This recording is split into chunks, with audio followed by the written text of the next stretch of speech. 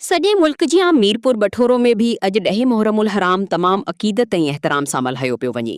करबला जे शहीदनि खे भेटा पेश करण सां गॾु आज़ादारी जो सिलसिलो जारी आहे। हर तरफ़ या हुसैन जूं सदाऊं बुलंद कयूं पियूं वञनि। वधीक तफ़सील ॾिसूं था ग़रीबो ख़ान जी हिन रिपोर्ट में। जी नाज़रीन, जीअं त सॼे मुल्क जी मीरपुर बठोर में बि 10 मुहर्रमुल हराम अक़ीदत ऐं एहतराम सां मल्हायो पियो वञे। जीअं त हिते आज़ादार आहिनि, अचो त उन्हनि सां ॻाल्हि ॿोल कयूं त वधीक उन्हनि जो छा चवणु आहे। बिस्मिल्लाहिर्रहमानिर्रहीम। अॼोको 10 मुहर्रमुल हराम जो ॾींहुं जेको असीं इमाम हुसैन अलैहिस्सलाम ऐं उनजे साथियुनि जी यादि में मल्हाईंदा आहियूं।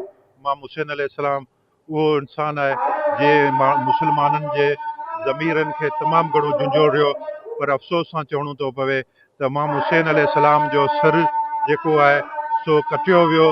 नारे तकबीर अल्लाहु अकबर जे नारनि सां उनजो सिर कटियो वियो ऐं इमाम हुसैन अलैहिस्सलाम हक़ ऐं सदाकत ते क़ाइमु रहियो ऐं ज़ालिम जे अॻियां पंहिंजो सर कोन झुकाई।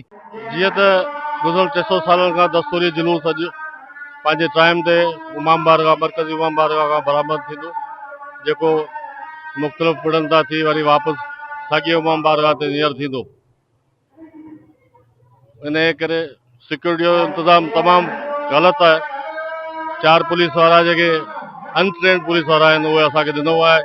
सुभाणे को अंदेशो थियो, को जहिड़ो को झगड़ो को मसइलो थियो त उन ज़िम्मेवार इंतज़ामिया हूंदी। में मौला हुसैन जी अदीम कुर्बानी आहे, उनजे ॾींहुं असांजे 12 बजे जुलूस निकिरंदो आहे, पर अॼु सिक्योरिटी इहो हाल आहे जो 2 पुलिस वारा 3 मोकिलियो आहे ऐं सॼो निज़ाम धरम भरम लॻो पियो आहे। को ऑफिसर अचण वारो न आहे, को पुछण वारो कोन्हे। सुभाणे को मसइलो थियो त उन इंतज़ामिया ज़िम्मेवार हूंदी।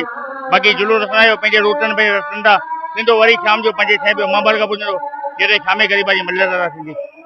10 मुहर्रमुल हराम यौम आशूरा आहे। अॼु मौलाए कायनात हज़रत इमाम हुसैन इस्लाम उन्हनि असहाबनि जी शहादत जो ॾींहुं आहे।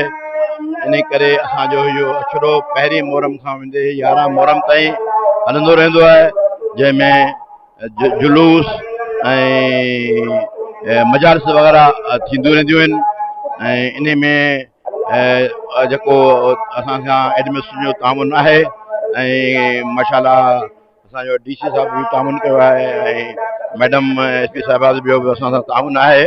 ऐं माशाल्लाह टाउन जे हवाले सां बि सुठी जेका सैनिटरी आहे, जेका सफ़ाई आहे, हेल्थ जे हवाले सां बि असांखे फुल कवरेज ॾिनो पियो वञे। ऐं अल्हम्दुलिल्लाह अल्लाह जे फज़ल सां असांजे इन सजावल ज़िले में बिलख़ुसूस असांजे बठोरे में ऐं असां वटि अमन जो गहवारो आहे। बाबदा आहे, टाउन कॉमेडी आहे, उन तमामु बहितरीनु कोऑपरेट रहियो आहे। गॾोगॾु असां सोशल मीडिया ऐं इलेक्ट्रॉनिक मीडिया जा दोस्त उहे बिल्कुलु सख़्तु सेकार में आहिनि ऐं असां शाना बशाना गॾु आहिनि। असां सभिनी जा थोराइता आहियूं, उनजी वॾी महिरबानी वेंदो आहे। अॼु हितां मरकज़ी इमाम बारगाह मां मजलिस 1 लॻे ख़तमु थींदी, पोइ पंहिंजे मखसूस रस्तनि तां जुलूस सफ़र कंदे आमन शाह जे पिण ते मजलिस अदा थींदी ऐं ज़ंजीरनि जो मातम थींदो। इन सॼे हिन मुहर्रम मंझि हिकिड़ी ॻाल्हि ॾाढी सुठी नज़र में आई आहे त हीउ पहिरीं चकर आहे जो असांखे इंतिज़ामिया ज़िले इंतिज़ामिया तरफ़ां हिकिड़ो सुठो निज़ाम नज़र में आयो आहे। जी नाज़रीन, जीअं त तव्हां हिते आज़ादारनि जा वीचार ॿुधा।